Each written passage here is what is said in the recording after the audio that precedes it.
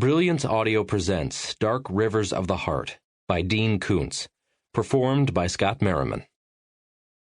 In the morning, Spencer had a few tiny bruises and red marks on his face and hands from the sting grenade pellets. Compared with his scar, they would draw no comments. For breakfast, he had English muffins and coffee at his desk in the living room while he hacked into the county tax collector's computer. He discovered that the bungalow in Santa Monica, where Valerie had been living until the previous day, was owned by the Louise and May Lee Family Trust. Property tax bills were mailed in care of something called China Dream in West Hollywood. Out of curiosity, he requested a list of other properties, if any, owned by the trust. There were 14. 5 more homes in Santa Monica, a pair of 8-unit apartment buildings in Westwood, 3 single-family homes in Bel Air, and 4 adjacent commercial buildings in West Hollywood, including the address for China Dream. Louis and May Lee had done all right for themselves. After switching off the computer, Spencer stared at the blank screen and finished his coffee. It was bitter. He drank it anyway. By 10 o'clock, he and Rocky were heading south on the Pacific Coast Highway. Traffic passed him at every opportunity because he obeyed the speed limit. The storm had moved east during the night, taking every cloud with it.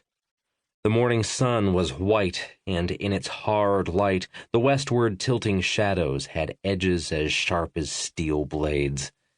The Pacific was bottle green and slate gray. Spencer tuned the radio to an all-news station. He hoped to hear a story about the SWAT team raid the night before and to learn who had been in charge of it and why Valerie was wanted. The newsreader informed him that taxes were going up again. The economy was slipping deeper into recession. The government was further restricting gun ownership and television violence. Robbery, rape, and homicide rates were at all-time highs. The Chinese were accusing us of possessing orbiting laser death rays, and we were accusing them of the same. Some people believed that the world would end in fire. Others said ice. Both were testifying before Congress on behalf of competing legislative agendas designed to save the world.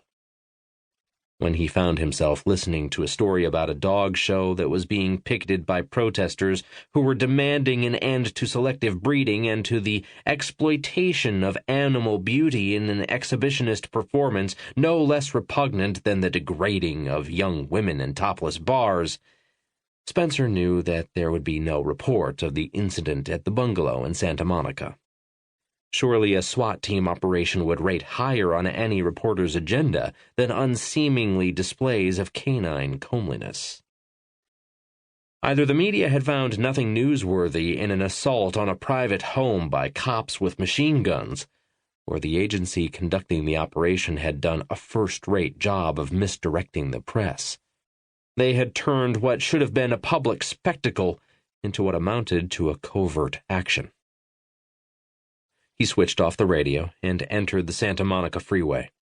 East by northeast in the lower hills, the China Dream awaited them. To Rocky, he said, "What's your opinion of this dog show thing?"